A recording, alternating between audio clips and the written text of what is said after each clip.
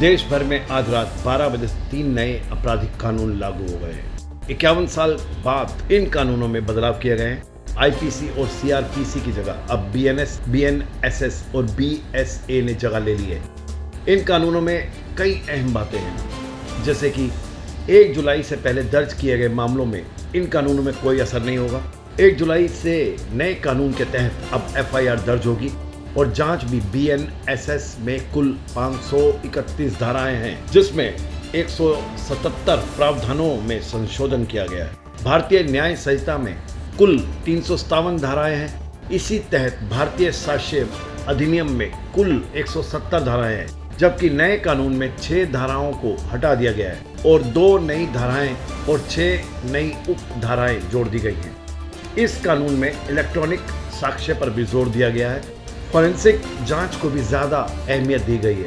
और एक अहम बात जो इस कानून में यह भी है कि अब 0 एफआईआर दर्ज हो सकेगी, पर इस बीच शिकायतकर्ता को 3 दिन के अंदर थाने में जाकर एफआईआर की कॉपी को साइन करवाना होगा।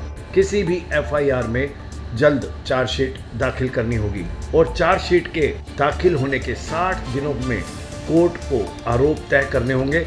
साथ ही सुनवाई पूरी होने के 30 दिनों में फैसला देना भी अनिवार्य होगा। ये जो कानूनों में परिवर्तन लाएगा, चेंजेस है, इसकी काफ़ी लंबे समय डिमांड्स भी आ रही थी, सभी अधिवक्ताओं की तरफ से भी, पब्लिक की तरफ से। कुछ ऐसे कानून थे जिनका कोई औचित्य नहीं था समाज के अंदर में, एक तो उनका रिमूवल किया गया है। दूसरा, एक नई दिशा की तरफ संविधान आगे बढ़ा है। जो पुराने 71-72 सालों से कानून थे उसमें लगातार चेंजेस आते हैं, पर ये जो रिफॉर्म्स जो आए हैं 51 ईयर्स के बाद हैं, ये ट्रेमेंडस चेंजेस आएंगे। इंडियन जो लॉ हिस्ट्री है, कानून के बदलाव जो आए हैं, बहुत बड़ा बदलाव है और ये ज़रूर भी था। इन कानूनों में महिलाओं और बच्चों के प्रति ज़्यादा संजीदगी दिखाई गई है।